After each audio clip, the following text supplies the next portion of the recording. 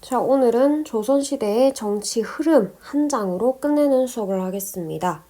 미리 말해두지만은 오늘 이런 것들을 그릴 예정이고, 오늘의 과제 제출은 한 장에 이 모든 것을 적어서 제출하는 게 오늘의 숙제입니다.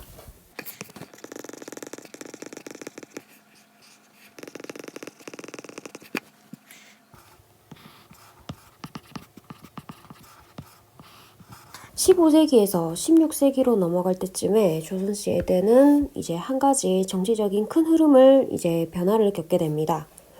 바로 뭐냐면은 훈구파와 바로 살인파의 격돌입니다.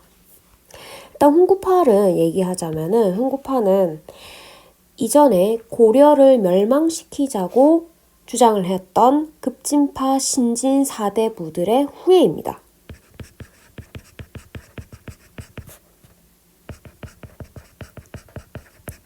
예를 들어서 정도전 같은 인물이 있었죠. 그에 반해서 살인파는 직접적으로 조선 건국에 참여하지 않던 온건파 사대부의 후예들이라고 보시면 됩니다.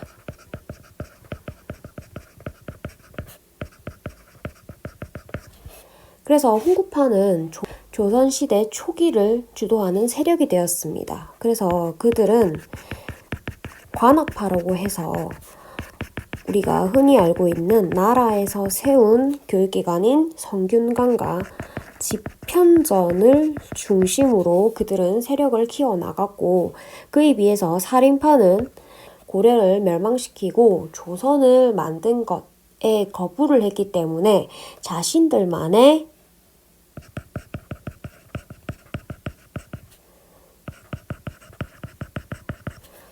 일종의 사립학교죠. 서원이라는 것을 세워서 사학파, 자기들끼리 이제 후예를 길러냈다라고 보시면 됩니다. 가장 두드러운 특징이 뭐냐면은 훈구파는 바로 권력은 중앙에 집중되어 있어야 된다. 왕의 권한이 어느 정도 큰 것을 인정하는 파였고요. 그에 비해서 살인파는 자신들이 살고 있는 지방, 향촌의 독자적인 질서를 유지를 해야 된다라고 주장을 했던 사람들입니다. 그래서 그들은 그들이 만든 그들의 약속인 향약이라는 것을 만들어서 이것을 지방사회에 복을 발하게 됩니다. 그래서 이것 때문에 더더 살인파의 세상이 올 수밖에 없었던 겁니다. 또 하나 특징이 뭐냐면은 훈구파는 물론 신진사대부의 근간은 성리학이었지만은 하지만 성리학 외의 사상들도 인정을 했습니다. 그렇기 때문에 세종 때의 눈부신 과학기술의 발달인 추구기 과학기술이 어느 정도 발달될 수 있었다. 그래서 이때 세종 때도 보시면은 농사직설이라든지 추구기, 해시계 이런 것들을 만들면서 성리학 외에도 많은 이제 나라에 필요한 것들이라고 하면은 모두 이제 공부를 하고 그거를 장려하는 그런 분위기가 되었다라고 하면은 16세기 살인파가 주도한 이후에는 성리학 외의 사상은 인정하지 않아서 과학기술이 침체를 맞게 됩니다. 그래서 여러분들이 이전에 임진왜란을 배울 때 아니 왜 도대체 조선은 왜 저렇게 힘없이 무너졌을까라는 것을 아마 생각을 했을 건데, 그게 왜냐? 바로 이 살인파가 주도하기 시작한 이후에는 성리학 외의 것들은 이제 모두 다 천시했기 때문에 아무래도 군대도 약해질 수밖에 없었고, 그래서 조선이 조금 무력하게 당했다라는 거죠. 그렇다면은 임진왜란 이후에 또 그러면은 조금 바꿨냐? 좀 새 생각을 바꿨냐? 아니요, 전혀 아닙니다. 그 이후에 정묘호란이라고 하는 또다시 청나라의 침입을 받게 됩니다. 어쨌든 자, 그리고 훈구파들은 어느 정도 자주적인 역사관을 가지고 있었습니다. 그래서 그들은 조선을 이었다라고 했을 때 이 조선이 바로 단군이 세운 조선이라고 해서 소격서라는 이제 제사를 드리는 곳이 있었는데 여기서 단군에 대한 제사도 지냈습니다. 근데 그에 비해 살인파는 존화주의라고 해서 기본적으로 큰 나라를 섬기자라고 하는 사대적인 분위기가 지배적이었습니다. 그래서 이들은 단군조선 대신에 기자조선이라는 것을 기정사실화하면서 기자조선을 굉장히 숭배했습니다. 16세기 이후에는 이들은 훈구파들은 완전히 몰락을 했고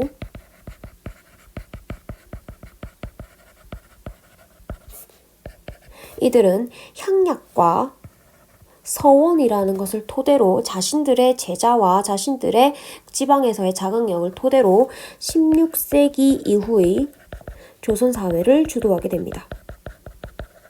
자, 여기서 그냥 끝났으면은 우리가 공부를 할 필요가 없겠죠. 그 이후에 그들이 집권한 16세기부터 17세기의 분위기가 어땠냐. 자, 이제 살인이 16세기 이후에 조선 사회를 주도했다고 했는데 이 이후에 또 살인도 결국 나누어지게 됩니다. 어떤 사건이었냐면은 자, 이조전랑이라고 하는 아주 중요한 벼슬자리가 있었습니다. 이조전랑은 뭐냐면은 자신의 학연, 자신의 지연, 그러니까 나의 스승님의 같은 제자들, 같이 공부한 사람들을 더 많이 조정에 불러오기 위해서 반드시 갖고 있어야 되는 인사권이라고 보시면 됩니다. 사람을 뽑는 권한이요. 근데 이거를 두고 동인과 서인으로 나뉘게 됩니다. 그래서 처음에는 동인이 굉장히 우세했습니다. 그러다가 이제 동인 쪽에서 정여립의 모반 사건이라고 해서 서인 측에 있었던 정철이라고 하는 사람이 이 정여립의 모반 사건의 고문과 이 조사를 진행하게 됩니다. 그러면서 기추곡사라고 해서 약 1000여 명의 동인들이 죽게 됩니다. 그런데 결국 정철도 당시의 왕인 선조에게 외면을 받게 되면서 이제 이 정철을 어떻게 처리할 것인가에 대해서 의견이 동인 안에서도 갈리기 시작했습니다. 그래서 이렇게 갈렸던 거. 그래도 죽이지는 말자라고 했던 게 온건한 입장이 바로 남인이었고 그럴 수가 있냐? 1000명이 죽었는데 어떻게 쟤를 살려주냐? 라고 하면서 강경하게 죽여야 된다라고 했었던 북인파가 있습니다. 결국 북인파가 승리하게 되면서 북인파가 그 이후에 정권을 주도하게 되는데 특히 북인은요. 광해군이 정권을 잡는데 왕이 되는데 주도적인 역할을 했습니다. 왜냐하면은 여러분들이 임진왜란 때 의병 들어봤었죠? 조선이 승리할 수 있었던 결정적인 원인 중에 하나인 의병. 바로 이 의병들이 바로 이 북인들이 많았다는 겁니다. 그래서 전쟁에서 나라를 지키기 위해서 공을 많이 세운 사람들이기 때문에 아무래도 힘을 얻게 되겠죠. 그래서 북인들이 광해군을 왕에 올리면서 이제 그들이 추진했던 정책은 중립, 외교, 그리고 대동법 등이 있습니다. 중립외교라는 것은 이거는 잠깐 따로 설명하자면은 이제 그때 당시에 우리를 도와준 명나라와 새로 떠오르고 있는 태양인 후금 사이에서 누구의 편을 들 것인가 라는 것을 두고 북인들은 어느 누구의 편을 들지 않고 중립적인 태도를 유지했다라고 해서 중립외교라고 했습니다. 자, 그런데 이 중립외교에 굉장히 불만을 갖고 있었던 사람들이 있습니다. 바로 누구냐? 서인들이었어요. 서인들은 이 광해군을 몰아내면서 이 광해군을 몰아낸 사건이 임조반정입니다. 우리가 지난날에 외적이 쳐들어갔을 때 명나라가 아니었으면 우리가 과연 지금 이렇게 조선이란 나라를 유지할 수 있었겠냐? 너네들은 아주 배은망덕한 애들이다. 라고 하면서 북인을 완전히 제거하고 서인들이 이제 광해군을 폐위시키면서 인조라는 왕을 이제 세우고 이제 혁명을 일으켰죠.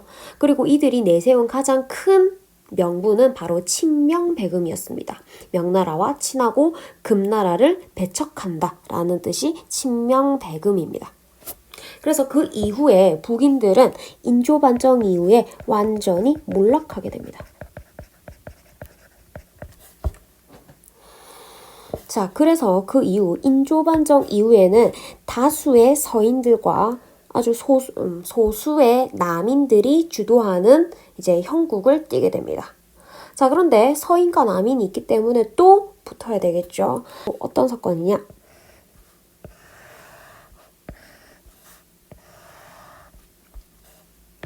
자, 이들 간에 이제 예송이라는 것이 일어나게 됩니다. 예송이라는 건 뭐냐면은 어떤 예의를 갖출 것이냐라는 것을 두고 둘이 싸운 거다라고 보시면 됩니다. 이건 뭐냐면은 굳이 알 필요는 없는데 그냥 말로만 설명할게요. 예송이라는 건 뭐냐면은 그때 당시에 자의대비라고 해가지고 왕실에 큰 어른이 있었는데 효종이 죽었을 때 그리고 효종의 아내가 죽었을 때 이 자의대비라고 하는 이 어른이 상복을 몇 년을 입을 것인가 라는 것을 두고 싸웠던 게 바로 예송이라는 겁니다. 남이는 두 번의 예송이 있었을 때 3년, 1년을 주장했고 서인은 1년 그리고 9개월을 주장을 했습니다. 기예, 갑인 이런 거는 그냥 얘기 안 할게요. 그냥 두 번의 예송이 있었다.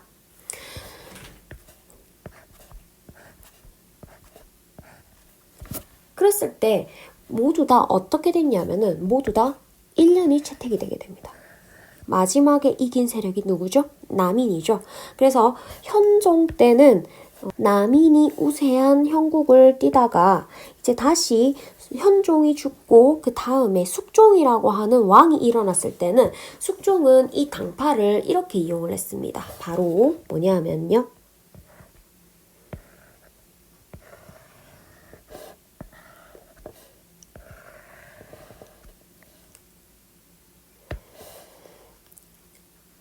숙종은 어떻게 이용했냐면은 바로 환국이라는 것을 통해서 자신의 권력을 유지했습니다. 아무래도 숙종은 조금 자신감이 조금 있어요. 왜냐하면은 자기는 이제 조선의 왕들 중에서 왕이 왕비랑 결혼을 해서 낳은 첫째 아들이 왕이 되는 경우가 의외로 별로 없었어요. 근데 이 숙종은 자기가 왕비의 그리고 첫째 아들인 거야. 그래서 어떤 누구도 자신의 그런 출신, 신분을 거론할 수 없는 약간 로열 패밀리라고 해야 되나? 하여튼 숙종은 좀 자신감에 차 있었어요. 그래서 이 숙종은 자신의 권력을 훨씬 더 사림으로부터 강화하기 위해서 3번의 환국을 치렀습니다. 자, 남인이 그 전에 이겼다라고 했었죠. 남인이 이제 제거가 되면서 서인이 등용되었던 경신환국. 자, 그리고 경신환국 지나서 다시 남인이 등용되고 서인이 몰락했던 기사환국. 그리고 그 남인이 다시 몰락하고 다시 서인이 등용되었던 갑술환국. 그냥 느낌만 보시면 됩니다. 기사, 경신, 갑술 외울 필요는 없습니다. 그냥 누가 이겼냐 이것만 보시면 돼요. 이게 여러분들도 알지도 모르는 그 장희빈과 인현왕후의 그 이야기 속에 있었던 황국이라고 보시면 됩니다. 인현왕후와 장희빈 에피소드는 본인들이 개인적으로 검색을 한번 해보세요. 어쨌든 남인은 이 갑술 환국 이후 완전히 몰락하게 됩니다.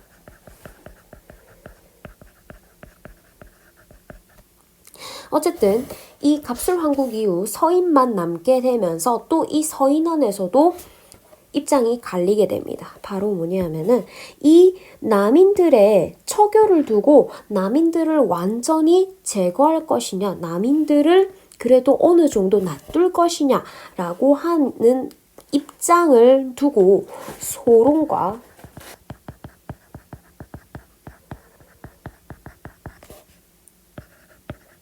노론으로 나뉘게 됩니다.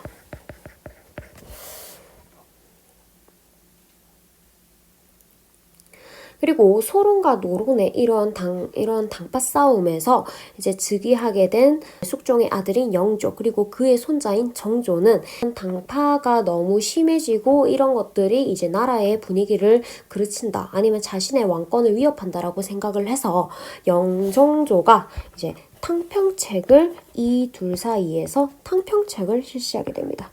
영정조의 탕평책. 그래서 영조, 정조의 탕평책 이후에 그렇다면 진짜 당이 없이 정말 모두가 공평하게 참여할 수 있는 사회가 되었느냐? 아니요. 정조가 의외로 빨리 죽으면서 정조의 어린 아들이 왕이 되면서 이 당표 싸움이 훨씬 더 심해지게 됩니다. 그리고 이후에 소론도 제거가 되면서 노론만 남게 되고, 노론에서도 특정 가문이